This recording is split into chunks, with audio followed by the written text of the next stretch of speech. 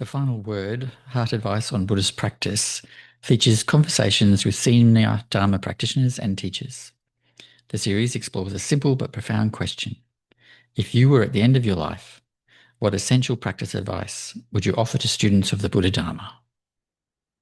Each episode offers an opportunity for deeply personal reflection on what truly matters in practice, the distilled wisdom that sustains realization and compassion when everything else falls away. Our guest for today's podcast is Traleg Khandro. Traleg Khandro, longtime student and wife to the late Traleg Kyabgon Rinpoche, the ninth, studied Buddhism under Traleg Kyabgon Rinpoche's guidance for many years and has undertaken numerous long meditation retreats. Khandro-la has given commentary on Traleg Rinpoche's teachings in Australia, America, Europe, the United Kingdom, and Southeast Asia. More recently, Traleg Khandro is the director of Shogun Publications, an Australian-based Dharma book publisher dedicated to making available the teachings of the late Traleg Kyabgon Rinpoche, as well as works by contemporary Buddhist authors.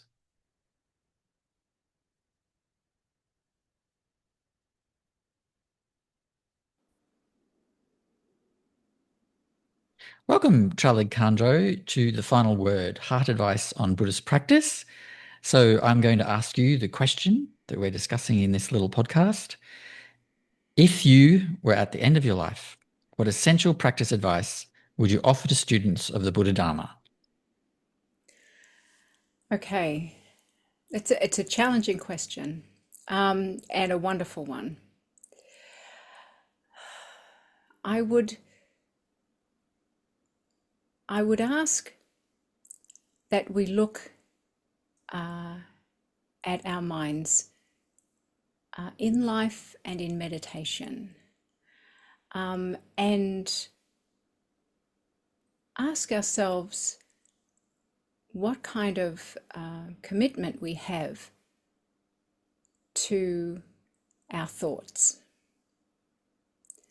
And there's a quote from Traleg Rinpoche's Karma, What It Is, What It Isn't, Why It Matters, where he says we are enamored with our concepts, ideas and thoughts, mental projections, and our inveterate tendencies to reify all that we think about. The object of our thoughts are given a solid reality, whether they exist or not. So fixation is said to be the cause of samsara. And we are so enamored with the activity of the mind that we perpetuate samsara in that way. And samsara, of course, does not exist externally to us. It is internal. I'm going to quote again. This is from Rinpoche's book, King Doha, Saraha's Advice to a King. We try to interpret our experiences all the time and give them a lot of commentary.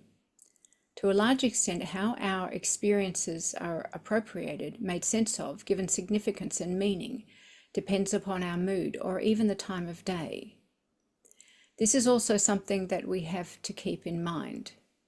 It is not only that we form interpretations in terms of things external to us, but we also interpret what we ourselves are going through at any given time. As soon as we start to conceptualize and attempt to understand what is really going on, we lose touch with the bare experience. In other words, the bare experience becomes shrouded by our interpretive accretions. You might say we put layers of commentary on what is experienced.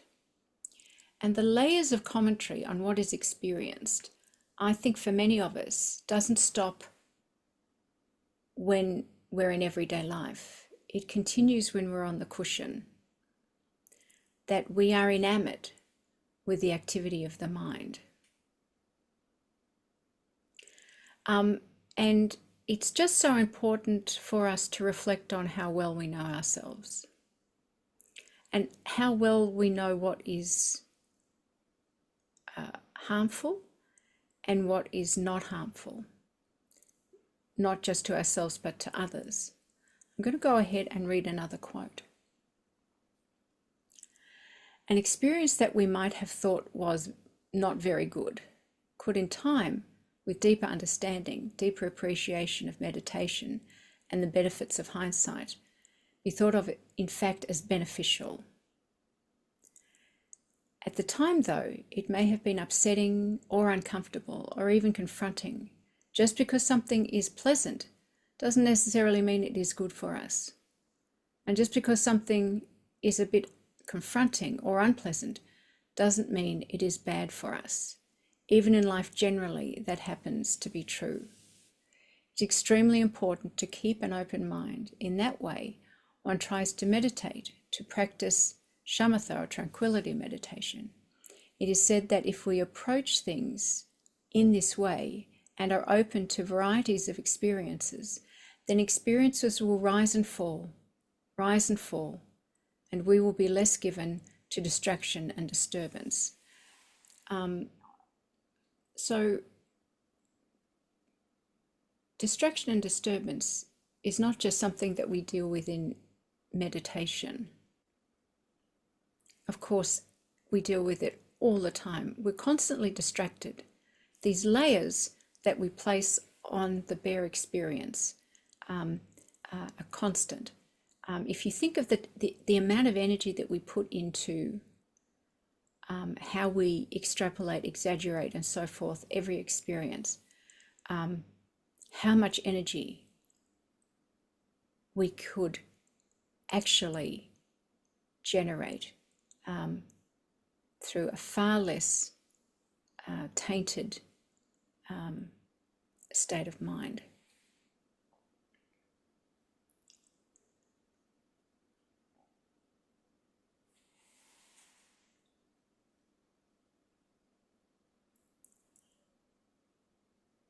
So in meditation, we're kind of setting ourselves up for a better life in every way. And we don't have to worry about the experience that we have in meditation staying just within our meditation as if it won't affect us. It will affect how we see ourselves, how we see the world. It can affect everything. As long as we keep in mind that first quote of Rinpoche's, we should not be so enamored with the thoughts. Our thoughts, the nature of our thoughts tell us a lot. The thoughts themselves really don't tell us much about ourselves. I might go into that further, but I just want to talk about the importance of analytical meditation.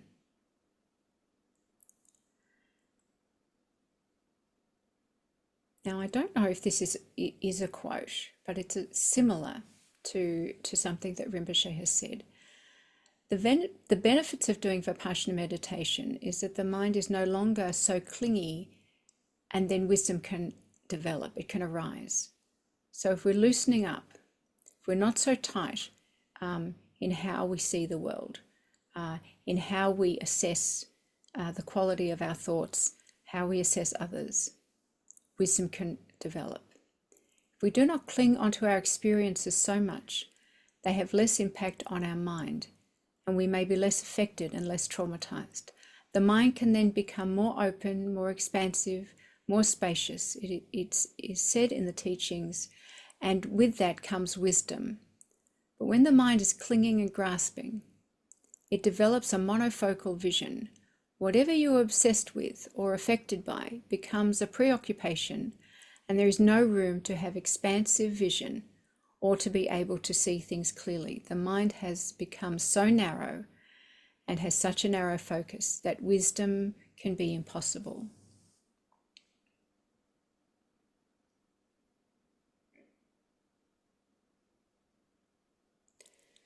and from actuality of being. Our natural state has been pure right from the beginning. It is the alpha state, the primordial state. The ground of being has never been corrupted or vitiated by our defilements or obstructions, which are the product of primordial ignorance. So no matter what we do, we cannot disturb the ground of being, our primordial state, the luminosity of mind. So what Rinpoche here is saying is that we need to doubt the authenticity of the running commentary, of how we view ourselves, of our judgments. And we need to have faith in arguably the aspect of ourselves we possibly don't know so well. The luminosity of mind, the nature of mind that has so many layers placed upon it through our desire for things to be solid and permanent and definitive and definite. We need to gradually, incrementally, over time, build more and more confidence in the untainted state of our primordial being, the enlightened mind, and gradually have less and less commitment to the running commentary, to who I believe myself to be. And what that brings up is the idea that we know ourselves. We can really feel that we know ourselves very well. And I want to just bring in a couple of things that we can think about how well we know ourselves. And is it important to know ourselves in certain ways? We keep in mind the idea that human beings are prone to mimic one another.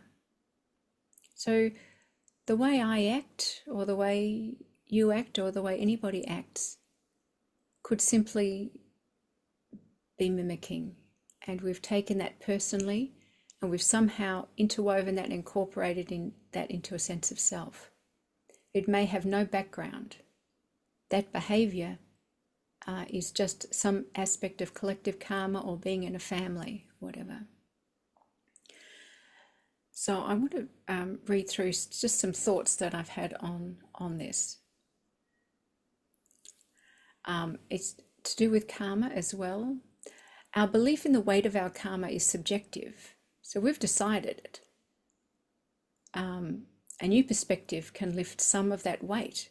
So even without sort of working very hard to try and improve aspects of ourselves, while that is a wonderful thing to do, shifting our perspective can lift some of that weight. You know, we don't have to take the hard road all the time. We can simply relate to things differently. Who we are, what we have accumulated in life, be it good karmic seeds or negative karmic seeds, we don't even know them. We can be judging something that we thought was good. It may not have been good for many people, even ourselves. A difficult situation can give birth to so much wisdom. So our assessment and the weight that we're carrying is something that we have formulated. So if we think about rebirth, we don't know our past lives normally. Some may have moments. We don't know all the specific causes of our current state of being. We may have preferred perspectives, but that is not the determining factor in how karma comes to be, how it ripens. We may not even recall very much of this life, or at least we only see it from one perspective. As I was talking about mimicking, we adopt commonly held beliefs in our community, and not only in our community, friends, family, work colleagues, but now we have television, movies, Instagram, TikTok. We have a whole range of influences, and we may just be absorbing and manifesting in relation to what we sort of have picked up and defined for ourselves. So how we act may not be directly attributed to what has happened to us personally or to what we have done ourselves personally. Whether it's just a kind of an osmosis absorption from the environmental influences. And we may be unaware of how our current actions will impact us in the future. Our memories are faulty. They're prejudicial.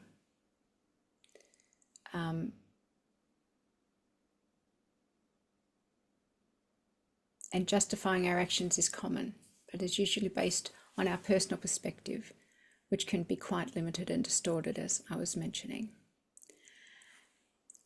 And not knowing ourselves in those respects is not necessarily the core issue.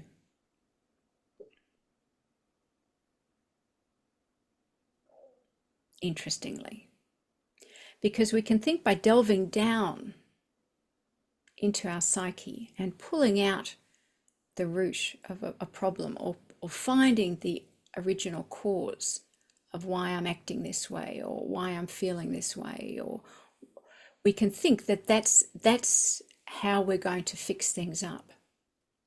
But when we dive down into ourselves, we take all our prejudices, our preconceived ideas, all our conceptual paraphernalia dives down with us, and all it is further distortion.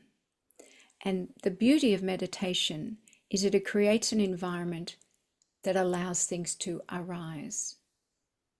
And if we look at the traditional instructions of how to work with what arises, in shamatha meditation we let things drift, come into the mind, and it doesn't even matter if it stays in the mind. Somehow, like it can be a block of wood, it can just take over our being. We rest. We maybe watch the breath, maybe observe the body, observe an object, and whether the thought floats by or takes over our being, we're not looking to follow it in this instance. We're resting. In the process of resting, we're changing our protective mechanisms.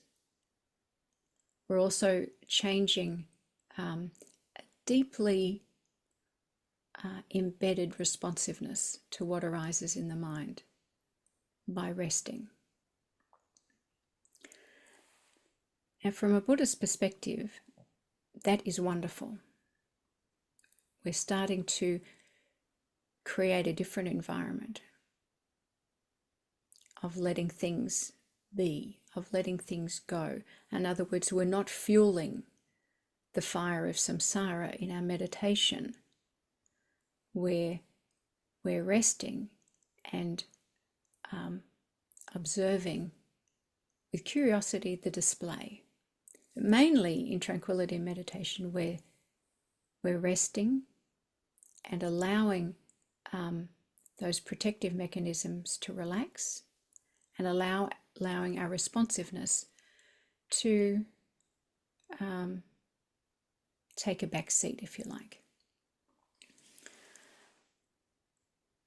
But it's when we come to analysis that really the magic happens. when we look at the insubstantial quality, for example, experience the insubstantiality of what arises in the mind. So if what arises in the mind is insubstantial, is created, is sustained by the samsaric mind, or it can be allowed to rise, be seen in its insubstantiality, it can dissipate without creating the same depth of imprint. And those are moments where the karmic weight is lifted. These are moments when the nature of the mind is seen more clearly. This is when the running commentary is seen like sort of running water, a fluidity of mind.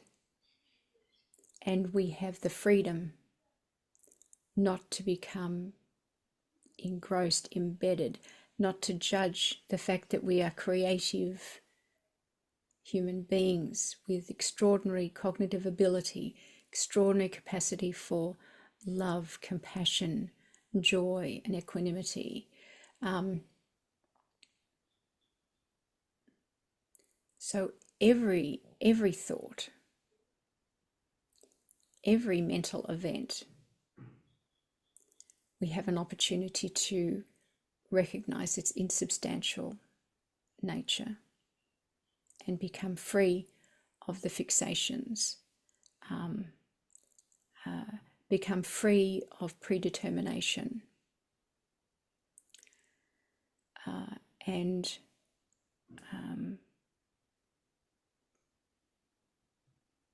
free of a solid sense of self. So there's an opportunity to simply become freer, not to judge all the time. And one more thing I want to say is that sudden enlightenment, Rinpoche has said, happens gradually. The path is wonderful to walk. It's not, we don't have to beat ourselves up, we don't have to starve, but we do need to really intelligently and calmly experience impermanence, insubstantiality of all the things that happen in the mind and how that relates to our sense of self.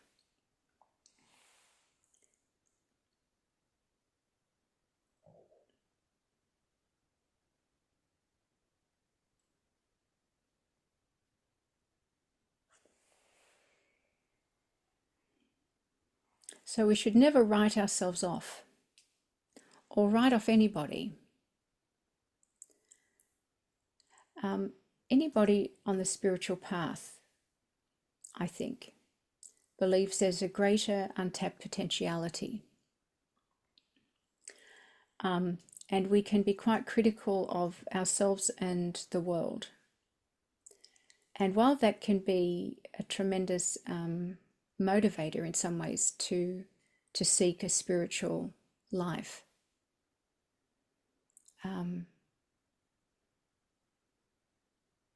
we need to be forgiving of ourselves and others, and not to justify. So we work with ourselves. The Buddha himself spent hours in meditation. Enlightenment, it wasn't that enlightenment happened and then he dusted himself off and he didn't sit on the cushion anymore. He continued to sit on the cushion. So we don't have to be shrouded in guilt. We don't have to be shrouded in self-hatred. We build confidence in Buddha nature. We sit quietly with ourselves on the cushion. We take the traditional meditation instructions to heart and follow them well. And we don't get bogged down in our conceptual paraphernalia. We don't need to do any of those things. It's so hard to have self-hatred, to judge relentlessly and unnecessarily. We're all struggling with samsara and enlightenment. We can have enlightened moments today. There's always those opportunities just to let go. So that is what I would want to say. Thank you, Khandro-la. That's really great advice. I'm going to ask you a surprise question. Okay. I'm going to give a little space before I ask it so that people who've just listened to what you said can really kind of get on board with that first before we move on. But I did want to ask you, in your years of being around Dharma centers and being a Dharma teacher and being around Rinpoche, is there anything that you see people, practitioners, doing fairly regularly or often that you think they should just stop? Okay. Look, I think there's a few things. The one that first comes to mind, actually, two things sort of simultaneously dropped into my mind. The one that I'll say first is that I've heard from at different times, somebody will say, I asked this teacher about my practice, and this teacher said this. And so then I asked another teacher, and this teacher said that. And then I asked another teacher, and this teacher said that. And then I'll say to them, so what are you doing now? And they'll say, well, I can't do anything because the instructions were different with each person. Now, when somebody takes, a master's time, a Rinpoche's time up, for example, or a Kempo, a traditional teacher's time, and they give instructions. They give instructions for us to work with them and embody them. It's not a flow chart. It's not something that we're writing up, okay, this. It's not mechanical. We have to get over the mechanics.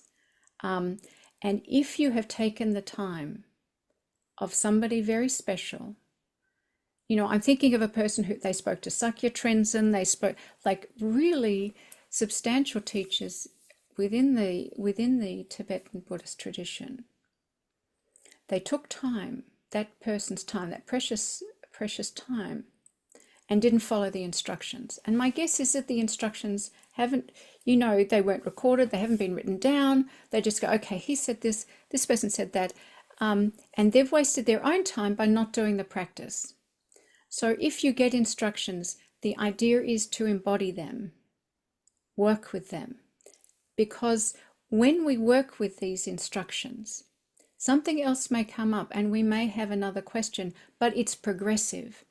Instead of circling around the same totem pole, we are then asking something that helps the teacher to understand that we are working away at something.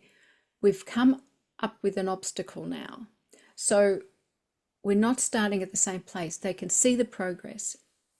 And it really is important that if you have a teacher or a spiritual friend, that when you have asked for instructions, work with the instructions. If obstacles come back or questions come up, then ask those questions, and your spiritual friend or the teacher will be able to see that you are working with it. It's not becoming an object that you're trying to make tidy outside yourself.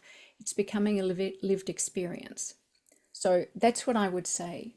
I would say, and I'm not suggesting one doesn't question, but when it comes to meditation instructions, if you've asked a question, then be proactive in your meditation with the instructions.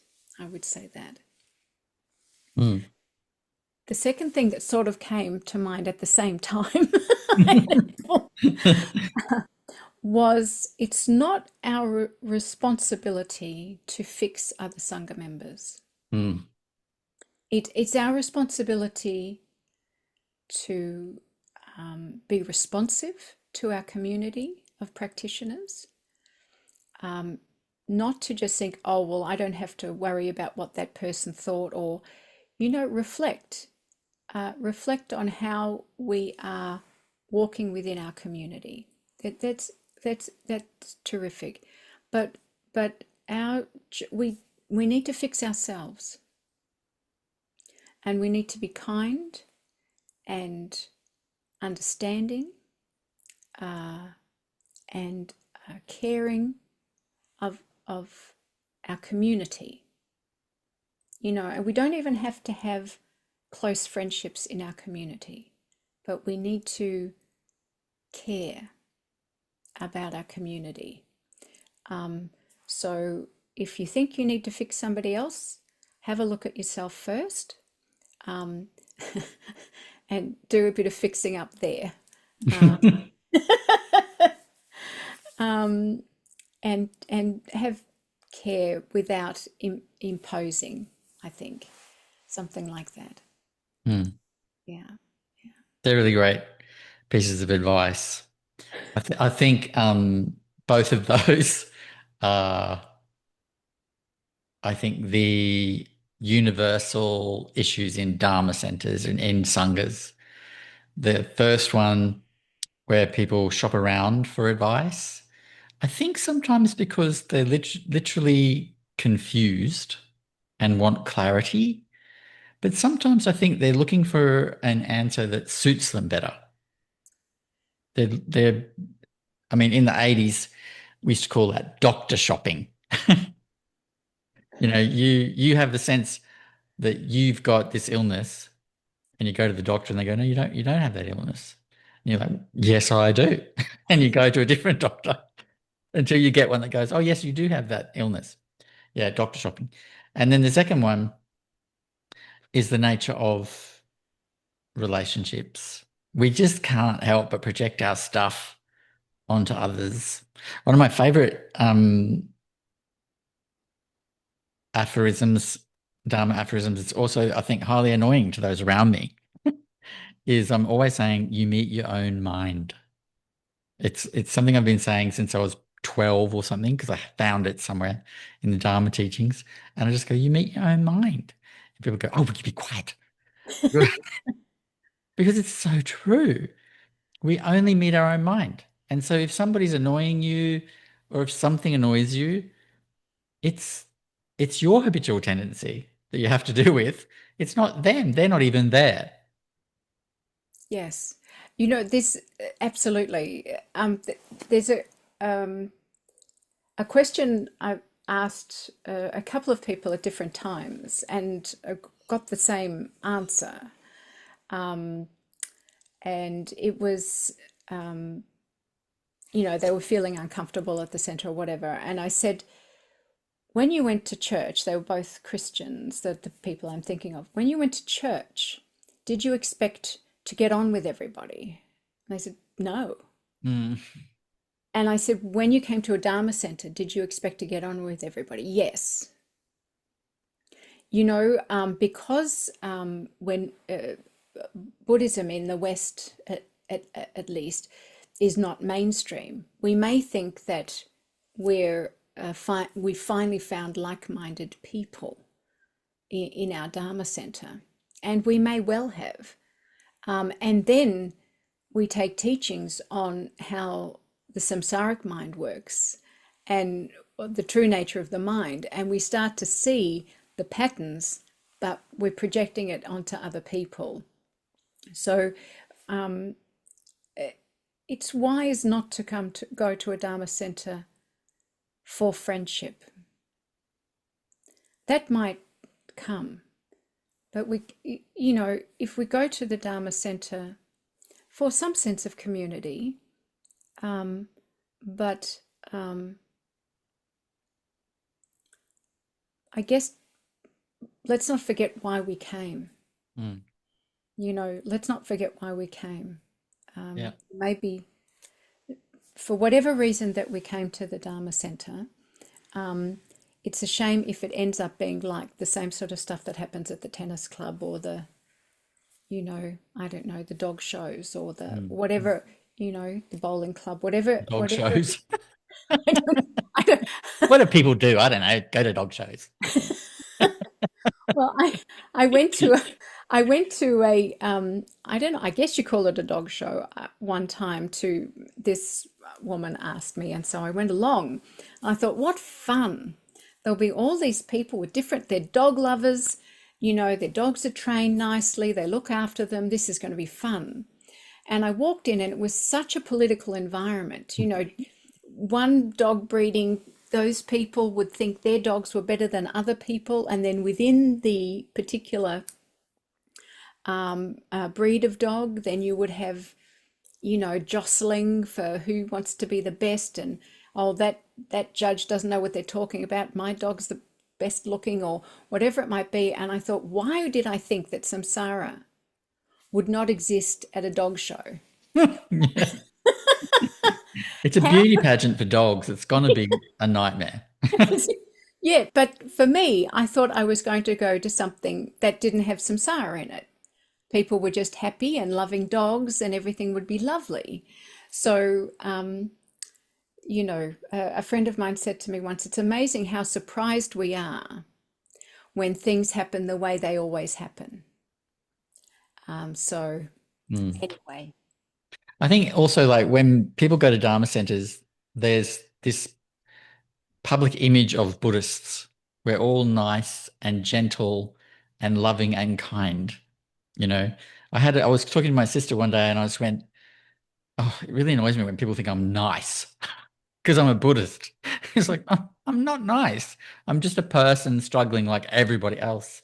And she just laughed and she went, you actually are nice. Oh, you Don't are. say that. I am not. But it's just they expect everyone there to be the Dalai Lama. Yeah, yeah. We're not all the Dalai Lama. We've all got a long way to go. So I think that's great advice, really great advice. So if you want to, you can say some final words, but then otherwise we can close this off, and thank you for your time. What was that? I had something in mind.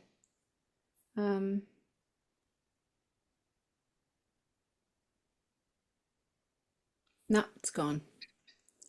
That's the nature of the mind. Yeah, nature of the mind. The ordinary mind, we mean. It's not really there. It comes and it goes. It's profoundly insubstantial. Yes, it is. All right. Thank you so much, Khandro. Thank you. Really enjoyed this. And thanks for giving your advice. It's hard for some people, I think, hard to think about, oh, if this was my last chance, what would I say?